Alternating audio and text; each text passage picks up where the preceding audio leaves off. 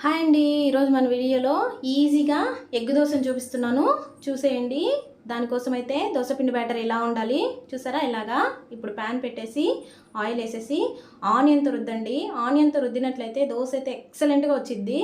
ఇప్పుడు మనం కలిపి పెట్టుకున్న బ్యాటర్ తీసుకొని సర్క్యులర్ మోషన్లో రుద్దేయడమే. నార్మల్గా రుద్దేశారా, అలా కొంచెం డ్రై అవ్వనిచ్చి చుట్టూ ఆయిల్తో స్ప్రెడ్ చేయండి. ఆయిల్ వేసినట్లయితే దోశ టేస్ట్ అయితే చాలా బాగుంటుంది. నాకు చాలా ఇష్టం ఆయిల్ వేసుకొని దోశ తినాలంటే. ఇప్పుడు ఎగ్ తీసుకొని ఆ దోశ పైన వేసేసుకొని చుట్టూ స్ప్రెడ్ చేసేసేయండి.